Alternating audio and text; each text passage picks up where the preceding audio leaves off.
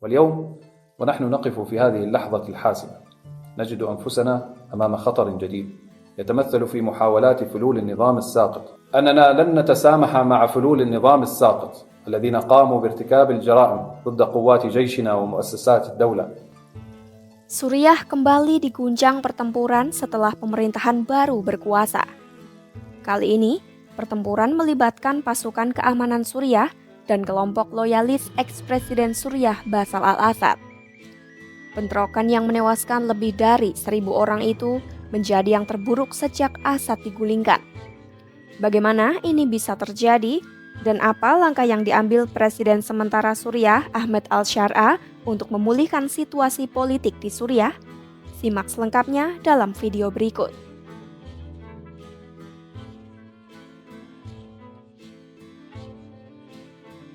Seperti sudah disinggung di awal, pertempuran ini menjadi yang terburuk sejak pemerintahan Assad digulingkan pada awal Desember 2024. Hal ini menjadi ujian pertama bagi al-Sharaa dan pemerintahannya untuk menyatukan negara tersebut yang memiliki perpecahan sektarian setelah lebih dari 13 tahun perang saudara. Langkah pertama yang dilakukan al-Sharaa untuk membendung pertempuran adalah dengan menenangkan rakyatnya. Warga Suriah diimbau untuk tetap tenang karena negara tersebut punya dasar-dasar untuk bertahan hidup.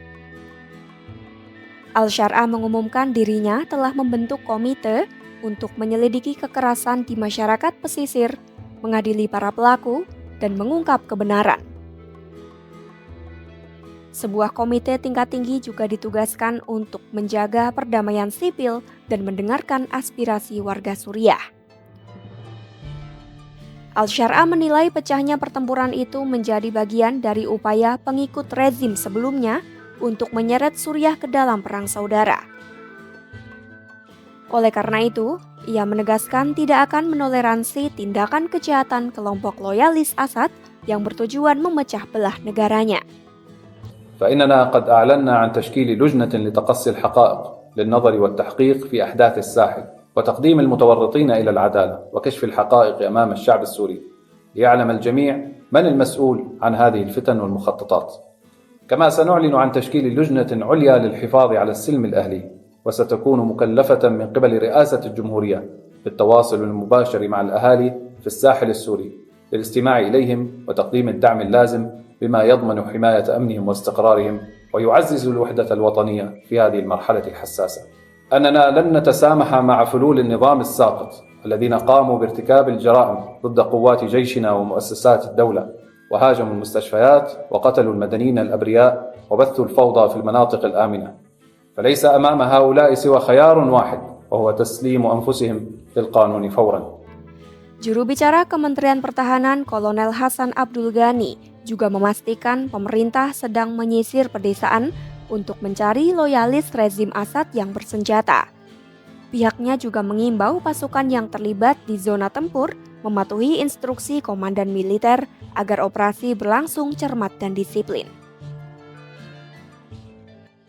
حققت قوات وزارة الدفاع تقدما ميدانيا سريعا أعادت فرض السيطرة على المناطق التي شهدت اعتداءات غادرة ضد رجال الأمن العام. قمنا بتنفيذ عمليات تطويق محكمة ما أدى إلى تضييق الخناق على العناصر المتبقية من ضباط وفلول النظام البائد. وبناء على توجيهات السيد الرئيس نؤكد على جميع الوحدات الميدانية الملتحقة بمواقع القتال الالتزام الصارم بتعليمات القادة العسكريين والأمنيين لضبط العمليات على الأرض وضمان تنفيذ المهام بدقة وانضباط.